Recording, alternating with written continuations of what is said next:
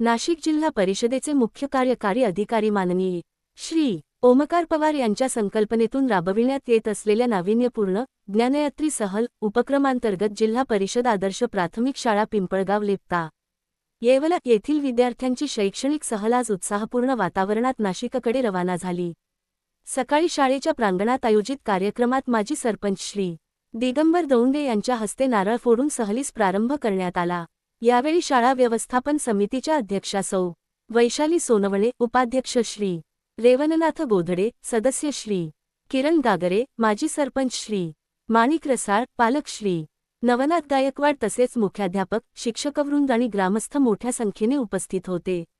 प्रत्यक्ष अनुभवातून शिक्षणाची संधी। या सहलीदरम्यान विद्यार्थी नाशिक येथील प्रसिद्ध आर्टिलरी म्युझियम आणि तारांगणाला भेट देणार असून विज्ञान, तंत्रज्ञान व सैनिकी इतिहासाचा प्रत्यक्ष अनुभव घेणार आहेत। ग्रामीण भागातील विद्यार्थ्यांमध्ये अभ्यासाची आवड निर्माण होऊन त्यांच्या ज्ञानाच्या कक्षा रुंदावाव्यात, हा या उपक्रमाचा प्रमुख उद्देश आहे। सीईओ सोबत बहुभाषिक संवाद ठरणार आकर्षण। सहलीतील मुख्य आकर्षण म्हणजे नाशिक जिल्हा परिषद मुख्यालयाला दिली जाणारी भेट। यावेळी विद्यार्थी मुख्य कार्यकारी अधिकारी माननीय श्री ओमकार पवार व इतर वरिष्ठ अधिकाऱ्यांशी प्रत्यक्ष संवाद साधणार आहेत। विशेष म्हणजे विद्यार्थी जपानी, जर्मन, इंग्रजी, हिंदी आणि मराठी अशा विविध भाषांमध्ये स्वतःची ओळख करून देत संवाद साधणार आहेत। तसेच जिल्हा परिषदेच्या विविध विभागांच्या कामकाजाची माहितीही ते जाणून घेणार आहेत।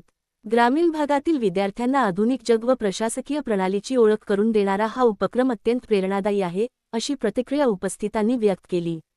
सहलीसाठी रवाना होताना विद्यार्थ्यांच्या चेहऱ्यावर उत्साह, आनंद आणि कुतूहल स्पष्टपणे दिसून येत होते। येवला तालुका प्रतिनिधी Shri Vinod Balasaheb Ahire, Maharashtra today TV news Yeola.